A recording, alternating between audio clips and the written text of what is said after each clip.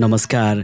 बागमती प्रदेश सरकार पर्यटन तथा संस्कृति मन्त्रालयको सहयोगमा रेडियो धादिङबाट उत्पादन भएको रेडियो कार्यक्रम हाम्रो सम्पदा हाम्रो रेडियो अभियानमा हार्दिक स्वागत गर्दछु। म रेख बहादुर गुरुङ र म सुशीला विश्वकर्मा। नेपाल विविध धार्मिक, सांस्कृतिक र प्राकृतिक सम्पदाले भरिएको देश हो। यस्ता स्थलहरू आन्तरिक तथा बाह्य पर्यटन प्रवर्धनमा महत्त्वपूर्ण भूमिका खेल्न सक्छन्। तर अझै पनि धेरै धार्मिक तथा पर्यटकीय स्थलहरू प्रचार प्रसारको अभावमा ओझेलमा परेका छन्। त्यसैगरी ग्रामीण तथा अर्धशहरी क्षेत्रहरूमा सञ्चारको प्रभावकारी माध्यमको रूपमा एफएम रेडियोको पहुँच व्यापक छ। रेडियो सरल, सुलभ र जनमानससम्म प्रत्यक्ष प्रभाव पार्ने माध्यम भएकाले यसलाई प्रयोग गरी धार्मिक र पर्यटकीय स्थलहरूको प्रभावकारी प्रवर्धन गर्न सकिन्छ।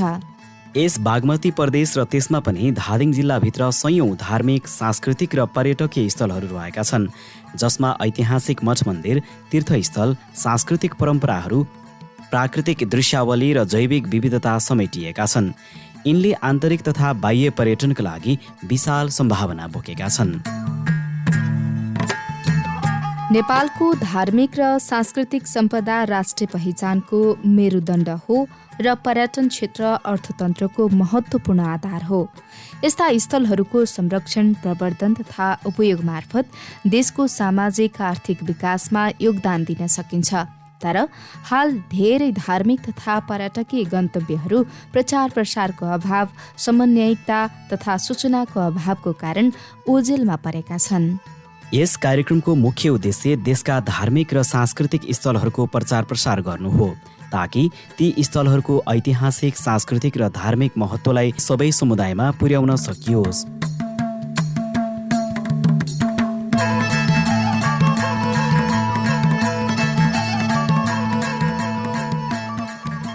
आज हामी चर्चा गर्दैछौँ धादिङ जिल्लाको रुबीभ्याली गाउँपालिकामा अवस्थित कालो दह र सेतो दहको बारेमा।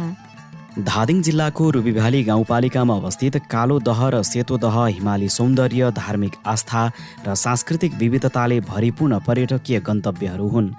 यी दहहरू समुद्री सतहबाट करिब 4100 मिटर उचाइमा गणेश हिमालको फेदीमा अवस्थित छन्। कालो दह र सेतो दह नाम अनुसार नै फरक रङमा देखिन्छन् र घामको किरणसँगै तिनको सौन्दर्य झनै निखारिन्छ। कालो दह र सेतो दह हिन्दू र बौद्ध धर्मावलम्बीहरूको लागि पवित्र तीर्थस्थल हुन्। प्रत्येक वर्ष भाद्र पूर्णिमाको दिन यहाँ बोन्बो झाँक्री र लामासहित हजारौं भक्तजनहरू दर्शनको लागि पुग्ने गर्दछन्। स्थानीय मान्यता अनुसार कालो दहमा नागदेवताको बास रहेको छ र यहाँ मागेको कुरा पूरा हुने विश्वास गरिन्छ।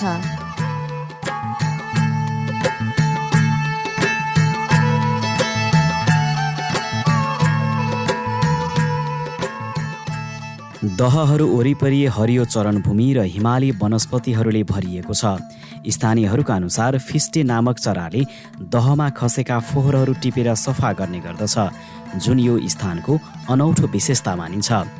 धादिङको सदरमुकाम धादिङ बेसीबाट एक दिनको मोटर बाटोबाट सेर्तुङ हुँदै तिप्लिङसम्म सवारीमा पुग्न सकिन्छ। त्यसपछि एक दिनको पैदल यात्रा पश्चात लिङ्जो हुँदै कालो दह र सेतो दह पुग्न सकिन्छ। त्यस्तै अर्को रुटबाट पनि कालो दह र सेतो दह पुग्न सकिन्छ।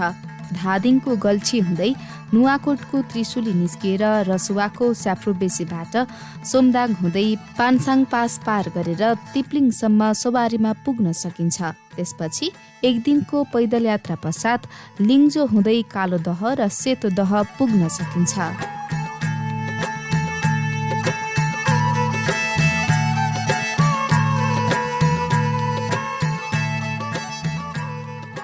रुबीभ्याली क्षेत्र केवल यी दहहरूमा सीमित छैन। यहाँबाट गणेश हिमाल, लाङटाङ, मनासलु र अन्नपूर्ण हिमश्रृङ्खलाको मनोरम दृश्यावलोकन गर्न सकिन्छ। साथै पाङसाङ पास, सिङ्ला पास र तातोपानी जस्ता स्थलहरू पनि पर्यटकहरूको आकर्षणको केन्द्र हुन्। यदि तपाईँ प्रकृति, अध्यात्म र सांस्कृतिक विविधता अनुभव गर्न चाहनुहुन्छ भने कालो दह र सेतो दहको यात्रा अविस्मरणीय बन्नेछ। यस स्थानको धार्मिक र आध्यात्मिक महत्त्व निकै रहेको बताइन्छ। स्थानीय जनविश्वास अनुसार कालोदहमा नागदेवताको वास छ। यहाँ पूजा गर्दा सन्तान प्राप्ति, रोग निवारण र मनोकामना पूरा हुने जनविश्वास छ। लामाहरू, बोन्बोहरू अर्थात् झाँक्रीहरू, गुरुमाहरूले यहाँ ध्यान, जप, साधना गर्ने गर्छन्। यो स्थानलाई शक्तिको केन्द्र मानिन्छ। प्रत्येक वर्ष भाद्र शुक्ल पूर्णिमामा हजारौं भक्तजन यहाँ दर्शन र पूजाको लागि पुग्ने गर्दछन्। यस मेलाले धार्मिक पर्यटनको विकासमा योगदान पुर्याएको छ। तामाङ, गुरुङ, लामा समुदायका मानिसहरूले यी दहहरूलाई सांस्कृतिक रूपमा संरक्षण गर्छन्। परम्परागत नाच, गीत र जातीय वेशभूषासहित मेला आयोजना गरिन्छ। बोन्बो संस्कृति अर्थात् झाँक्री संस्कार अनुसार यो स्थान आत्मा शुद्धि र प्रकृतिसँग संवाद गर्ने पवित्र थलो मानिन्छ। कालोदह वरिपरिका क्षेत्रहरूमा दुर्लभ वनस्पति, जडीबुटी जस्तै यार्साकुम्बा, वन लसुन पाइन्छ। जलचर, चराचुरुङ्गी र वन्यजन्तुहरूको समेत संरक्षणको दृष्टिले यो क्षेत्र महत्त्वपूर्ण छ। सेतो दह र कालो दह सफा राख्ने फिस्टे नामक चराको कथा स्थानीय लोककथा जस्तै प्रसिद्ध छ, जसले यहाँको जैविक सन्तुलन र प्राकृतिक चक्रमा योगदान पुर्याउँछ। यो क्षेत्र गणेश हिमाल ट्रेकिङ रुट अन्तर्गत पर्छ, जुन पदयात्रा प्रेमीहरूका लागि नयाँ गन्तव्य बन्दैछ। पर्यटकको आगमनसँगै होमस्टे, यातायात, स्थानीय उत्पादन मह, जडीबुटी, हस्तकलामा वृद्धि पनि भएको छ।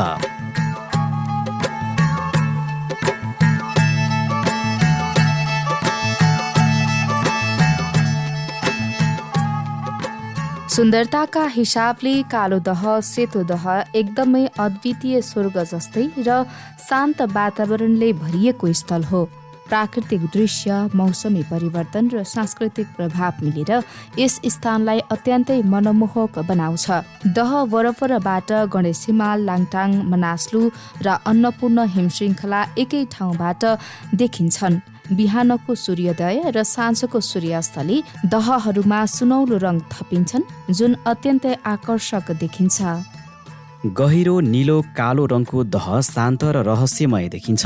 वरिपरिका हरियाली र नीलो आकाशको प्रतिबिम्बले अझ चित्ताकर्षक बनाउँछ भने सेतो दह हल्का नीलो सेतो रङ लिएर स्फटिक जस्तो पारदर्शिता दिने यो दह शान्त र सौम्य देखिन्छ। दह वरिपरिका घाँसे मैदान, जङ्गल र जडीबुटीहरूले प्राकृतिक सौन्दर्यमा विविधता ल्याएको छ। गर्मीमा हरियो, शरदमा सुनौलो र जाडोमा हिउँले छोपिएको सेतो भेषमा देखिन्छ, जुन दृश्य अत्यन्त रमणीय लाग्छ। चराहरूको चिरबिर, बतासको सुमसुम र दहको सतहमा परेको बादलको प्रतिबिम्बले एक किसिमको भावनात्मक सौन्दर्य दिन्छ। थोरै मानिस पुग्ने शान्त स्थान भएकाले ध्यान, योग वा आत्मानुभूतिको लागि यो उपयुक्त स्थान हो।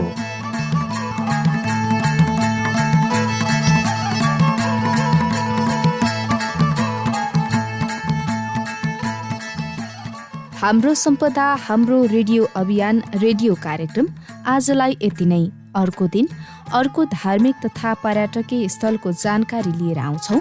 नमस्कार।